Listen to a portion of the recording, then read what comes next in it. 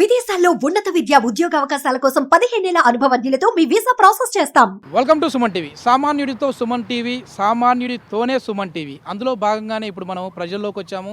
So ప్రజల అభిప్రాయాలు అడిగి తెలుసుకుందాం. హైదరాబాద్లో ఉన్నాము. చాలామంది సెటిలర్స్ అయితే ఉన్నారు.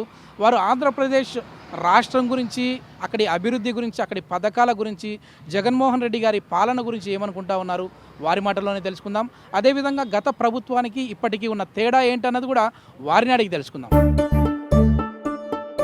నమస్తే అన్న, మీ పేరు? శ్రీనివాసరెడ్డి. మీది ఏ ప్రాంతం అన్న? మాది గుంటూరు. గుంటూరు. ఓకేనా, ఏం చేస్తూ ఉంటారు? నేను చిన్న చిన్న ఏదో వ్యాపారాలు చేస్తాను. అన్న, ఆంధ్ర పాలిటిక్స్ గురించి మనం మాట్లాడితే ఎట్లా అనిపిస్తా ఉన్నాయి? అక్కడ జగన్మోహన్ రెడ్డి గారు ముఖ్యమంత్రి అయిన తర్వాత అభివృద్ధి జరగలేదు అని చెప్పేసి ఒక కొద్దిమంది అభిప్రాయపడుతూ ఉన్నారు. లేదు, జరిగింది గతం కంటే మంచి జరిగిందని కొద్దిమంది అంటా ఉన్నారు. సో సామాన్యులుగా మీకేమనిపిస్తాం? అభివృద్ధి జరగకపోవడానికి కారణం ఏంటంటే అతను ఎక్కిందే 3 ఏళ్ళు. ఆల్రెడీగా కరోనాలో వచ్చి రాష్ట్రం మొత్తం ఇబ్బంది పడుతుంది. ఎట్లా అభివృద్ధి చేస్తాడు?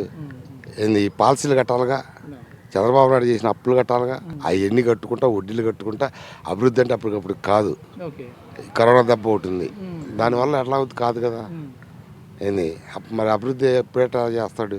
అప్పటికి పాలసీలు గిలిసీలు మొత్తం కడుతున్నాడు కదా అతను. ఇంకేముంది దాంట్లో? అప్పుడే అభివృద్ధి జరగలేదు.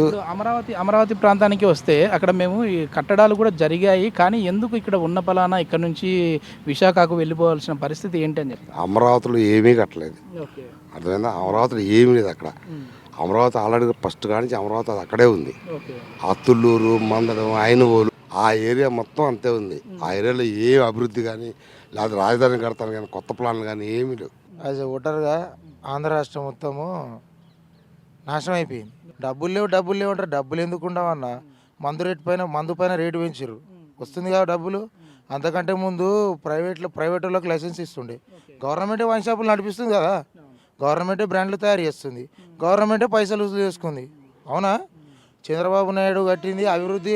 ఇప్పుడు అమరావతిలో నేను డ్రైవింగ్ చేస్తుంటే నేను అమరావతి చుట్టుపక్కల పోయినా, గుంటూరు ఆ సైడు. అమరావతి కోసం రాజధాని అని చెప్పి అప్పుడు అభివృద్ధి జరగలేదు. ఈ జగన్మోహన్ రెడ్డి చంద్రబాబు పైన ఉన్న కక్షతోని అటు మొత్తము ఆ అమరావతి చుట్టుపక్కల మొత్తము ఎవరైతే ఇన్వెస్టర్స్ వచ్చారో మొత్తం వాళ్ళందరినీ ఆపేసి ఇటాచీలని అటు పోయేటప్పుడు నేను చూసిన అన్ని బండ్లు ఆపేసి పనులు ఆపించేసి వాళ్ళని తరిమిచ్చేసిండు Jaganmohan Reddy. First of all అసలు అభివృద్ధి, ఇందాక మనతో మాట్లాడిన వ్యక్తి కూడా అదే ప్రాంతానికి సంబంధించిన వ్యక్తి. సో అక్కడ అసలు అభివృద్ధి లేదు, అక్కడ ఎలాంటి కట్టడాలు కూడా జరగలేదంట. అయితే వాళ్ళు అట్లే చెప్తారన్న, ఎందుకంటే ఆడున్నది కులపిచ్చి ఉన్నంతకాలం ఆంధ్ర రాష్ట్రం ఇప్పుడు కాదు కదా, ఇంకో 100 ఏళ్ళైనా బాగుపడదు. అభివృద్ధి జరగలేదు అని చెప్పేసి టీడీపీ వాళ్ళు అనడం, పథకాలు ఇస్తున్నాం కదా అని చెప్పేసి వైసీపీ వాళ్ళు అనడం, ఇట్లాంటి మాటలు వింటూ ఉంటారు కదా. సో మీకేమంటే ఇప్పుడు ఎవరి పాలన అయినా కానీ కొంచెం ఇబ్బందిగానే ఉంది. బడ్జెట్ను బట్టి ఇబ్బందే ఉంటుంది.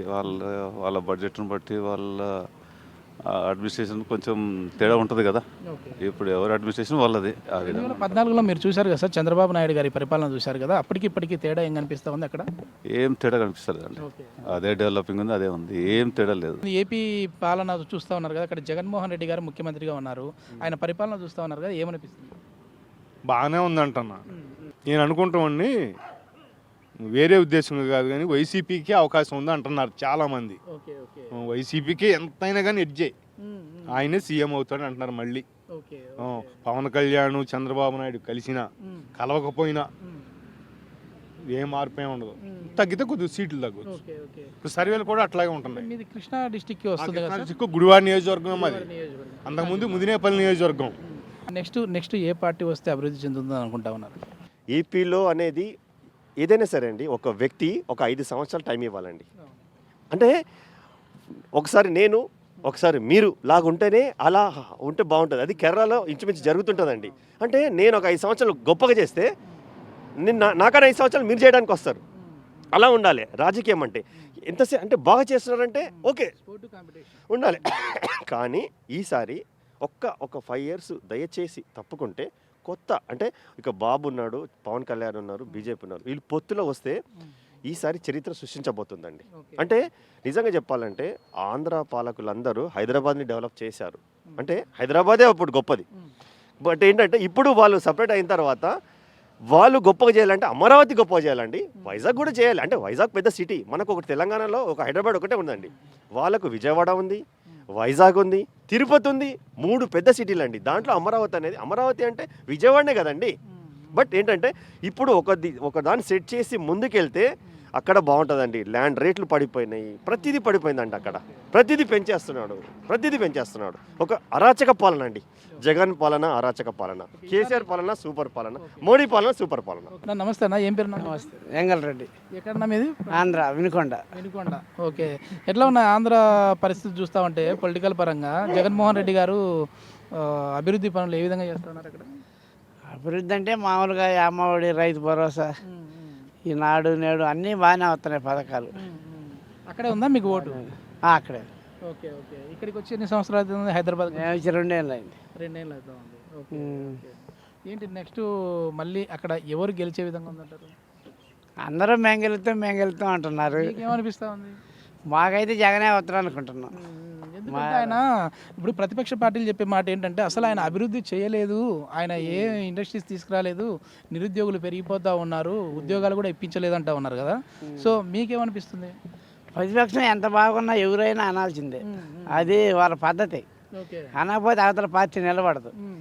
ఏ పార్టీ ఉన్నా ప్రతిపక్షం వాడు అధికార పక్షం వాడిని ఏకాల్సిందే. అది సాధ్యం, మీకు తెలుసు, అందరూ తెలుసు. అయితే జనాలకైతే ఇప్పుడు ఆయన ఉండేమో నాయకులు అలాంటి వాళ్ళు బాగుపడ్డారు. ఇప్పుడు ఈయన వచ్చినాక పేదవాళ్ళకి పాల బేడ డబ్బులు ఇచ్చి బాగా మంచిగా పిల్లల చదువులు కానీ ఇవన్నీ బాగా చేస్తున్నాడు. డ్వాక్రా గ్రూపులు కానీ చెప్పినవి అన్నీ చేస్తున్నాడు. చంద్రబాబు నాయుడు గారు కూడా అభివృద్ధి చేశారని చెప్పేసి అంటా ఉన్నారు కదా వాళ్ళు.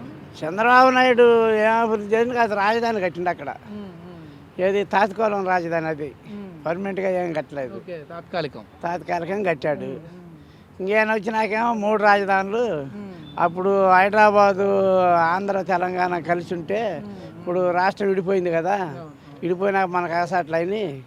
ఈసారి కూడా ఈ ఇబ్బంది రాకుండా 3 రాజధానులు అయితే 3 సార్లు డెవలప్ అవుతుందని ఈయన అంటుంటారు. వాళ్ళేమో అట్ట కాదు, అమరావతి రాజధాని ఉండాలని వాళ్ళు అంటున్నారు. మీకేమనిపిస్తా ఉంది సామాన్య జనానికి? మా రైతు వారిలో ఏ రాజధాని ఉంటే మాకేమైంది? రాజధాని ఎక్కడైనా పర్వాలేదు, ఎక్కడైనా పర్వాలేదు, మాకేం ఇబ్బంది లేదు. మేము రోజు రాజధాని పోయామని చేస్తున్నామా? కాదా రాజకీయ నాయకులకి వాళ్ళకి అటు ఇటు తిరగటం సరిపోయింది. కానీ గ్రామ సచివాలయాలు అందుకు ఏర్పాటు చేశారు కదా, దీనివల్ల అక్కడ ఉపయోగపడతా ఉన్నాయా మీకు? సచివాలయాలు బాగా పనిచేస్తున్నాయి. ఇంతకుముందు ఏదైనా పింఛన్ కావాలన్నా, డెత్ సర్టిఫికేట్ కావాలన్నా తిరిగి ఇసుగు పుట్టేది. ఇప్పుడేంది, మనం అప్లికేషన్ పెట్టి వస్తే 15 రోజులకో 20 రోజులకో కరెక్ట్గా వారంటీలు తెచ్చి మనకి ఇస్తున్నారు. వాళ్ళే తీసుకొని వస్తా వాళ్ళే తీసుకు. ఆ ఇబ్బంది మటుకు ఏమీ లేదు. ఇంతకుముందు తిరిగి ఆఫీసుల చుట్టూరు కాళ్ళు గుట్ల పడేవి. ఇప్పుడు ఆ పని మటుకు బాగా అవుతుంది, నెమ్మరంగా ఉంది అది. ఇప్పుడు ఈసారి జనసేన పార్టీ టీడీపీ కలిసి పోటీ చేస్తే ఈసారి ఖచ్చితంగా వాళ్ళే గెలుస్తారని చెప్పేసి అంటా ఉన్నారు. మీకేమనిపిస్తా ఉంది? వాళ్ళైతే ఆ మాట అంటున్నారు. ఏనైతే నేను అభివృద్ధి చేశా కదా, నేను చేసిన అభివృద్ధి మీకు నచ్చితేనే నాకు ఓటు వేయండి, లేకపోతే మీ వచ్చిన వాళ్ళకి వేసుకోండి అని నేను జనాలు లేకపోతాను ఈయన అంటుండు. జనం అనేది వాస్తవంగా అయితే జనం ఎవడు కంట్రోల్లో లేడు. పథకాలు ఇచ్చినంత మాత్రాన ఓట్లు పడతాయన్న? పథకాలంటే ఇప్పుడు మామూలుగా రైతు వారీగా అయితే ఏ పార్టీ వాళ్ళు ఆ పార్టీకి వేస్తారు, అది మటుకు వాస్తవం. కానీ ఇప్పుడు పథకాలకు కొంతమంది ఉంటారు కదా లేబరు, ఏ పార్టీ సంబంధం లేని వాళ్ళు. అప్పుడు దాసరి నారాయణరావు గారు చెప్పిండు ఏమని, ఏ పార్టీకి చెందినవాడు ప్రభుత్వాన్ని పడగొడతాడు అని. మీకు తెలుసు కదా. అలాంటిది మనకి సాయం చేసిండు కదా, ఏదో 10 రూపాయలు ఇచ్చిండు, ఈయన పోతే ఇంకొక ఆయన ఇత్తడో ఈడో ఈయనక వేద్దామంటే ఆయనే గెలుస్తాడు. లేదు మన పథకాలు దేవుంది, ఈయన ఇచ్చే పథకాలు ఆయన ఈడ పథకాలు దేవుందిలే, తెలుగుదేశానికి వాళ్ళకే చేద్దామంటే అట్లా. అది మనకు చెప్పేది కాదు, ఎవరి మధ్యలో నిజంగా సామాన్యులకు తెలిసినంత రాజకీయ విశ్లేషణ పెద్ద రాజకీయ విశ్లేషకులు కూడా తెలియదు. సో క్లారిటీగా మాట్లాడుతూ ఉన్నారు. సో జనాలు ఏమనుకుంటా ఉన్నారనే తెలియజేసే ప్రయత్నమే సుమన్ టీవీ చేస్తూ ఉంది. థ్యాంక్ యూ అండి.